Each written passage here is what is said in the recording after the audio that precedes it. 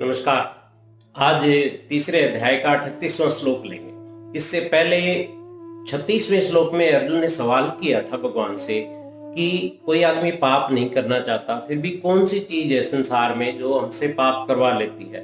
उसका उत्तर भगवान ने 37वें श्लोक में देते हुए कहा था कि इन सब की जड़ में कामना है। काम ऐसे क्रोध ऐसे रजोगुण समुद्भव है। अब इस 38वें श्लोक में थोड़ा सा विस्तार से बताते हैं। श्लोक इस प्रकार से है। धूमेन आव्रियते वह्नि यथा आदर्शो मलेन च यथोल्बेन आवृतो गर्भः तथा तेन इदम आवृतम। यानी कि धूमेन आव्रियते वह्नि यथा, जैसे धुएं से अग्नि घिरी रहती है। Like fire is enveloped by smoke, और आदर्श मलिंच, दर्पण मैल से गिरा रहता है, डस्ट लग जाती है। So the mirror by dust.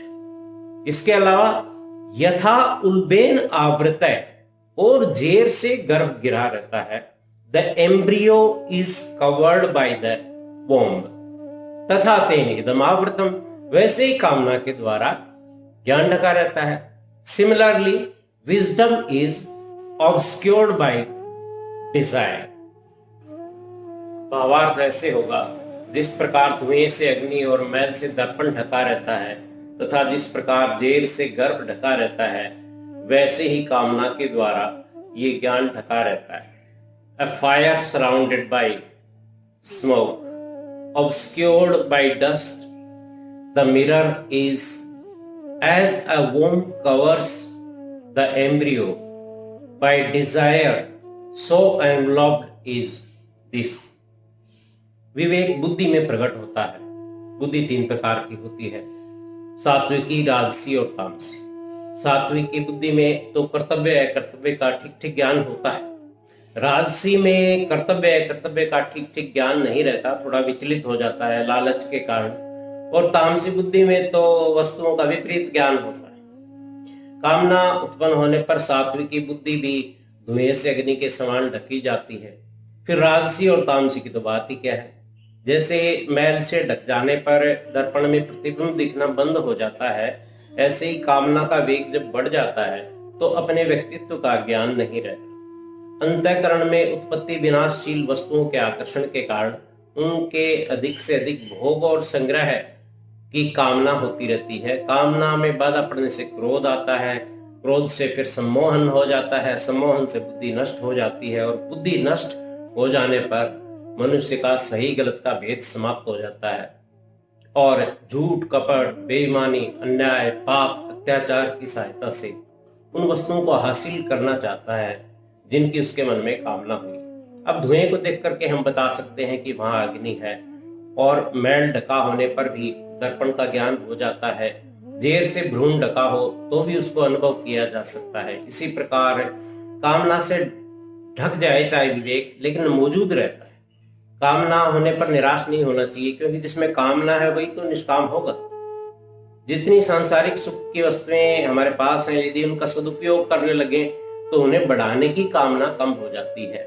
जैसे पानी से भरा हुआ एक घड़ा है, उसमें हमें 2 काम करने हैं, उसको खाली करना है और उसे आकाश से भरना है। परंतु 2 नहीं बल्कि एक ही काम करना पड़ेगा। जब हम घड़े को खाली करेंगे तो आकाश उसमें अपने आप भर जाता है। ऐसे ही कामना का त्याग करने पर मन में परमात्मा का प्रकाश अपने आप हो जाता है।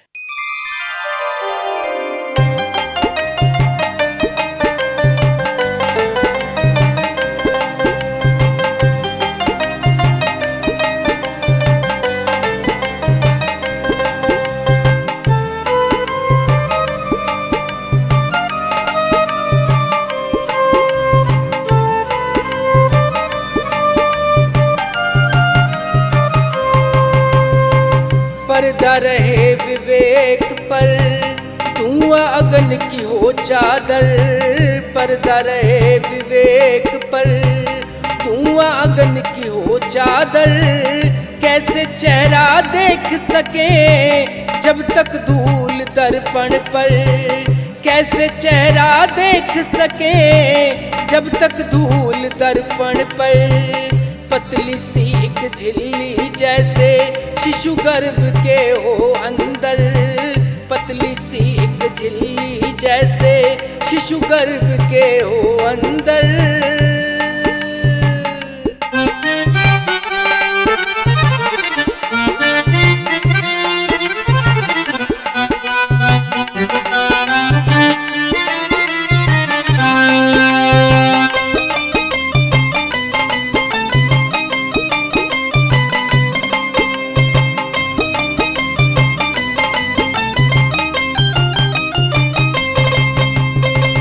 ऐसा होता है अक्सर कामना से ढकता ज्ञान, ऐसा होता है अक्सर कामना से ढकता ज्ञान। अंदर काम ईश्वर बाहर वेग वासना शक्तिमान, अंदर काम ईश्वर बाहर वेग वासना शक्तिमान।